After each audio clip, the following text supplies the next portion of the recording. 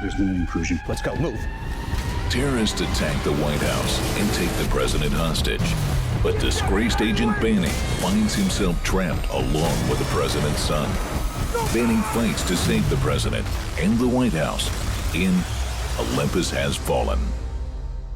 Hi, I'm Sean. I'm Kevin. And I'm Leah, and we're here today to talk about, the new action film, Olympus Has Fallen. We've all just seen it. Sean, please. So Olympus Has Fallen was written by Creighton, Rothenberger, and Katrin, Benedikt. Two screenwriters who I think saw a certain 80s action picture with Bruce Willis a few too many times. You know the one I'm talking about, Blind Date. Benji. Oh. Benji? Yeah, not only did they see Die Hard. Oh, Die Hard, yes. But they also saw Independence Day. Under Siege. Under Siege. Speed. In the Line of Fire. In the Line of Fire. They've Air Force seen One. Air Force One. They've seen quite a few of these films because they're all here. Yes. And all the dialogue from those films is just put inside it. Yes, but the problem is, while it has the Die Hard structure, they missed a lot about what makes Die Hard so great. It's not just one guy in a building with terrorists. That's the premise of Die Hard. It's one guy in a building with terrorists. The guy happens to be quite interesting. The terrorists happen to be quite interesting.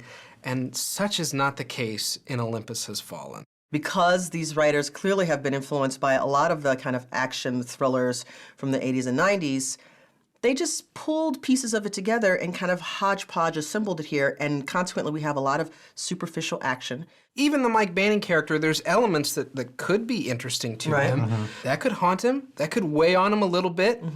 No. What do we think about Gerard Butler as Mike Banning? Go on! Get down! Get down!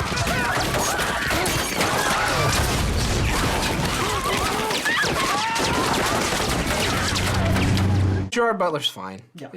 That's basically what you can say about him. He produced the movie as well, but he didn't give himself anything to work with, really. Right. I mean, he's boring, stereotypical action hero. I found with all the heavyweights in this movie that were just doing ridiculous role. Poor Melissa Leo.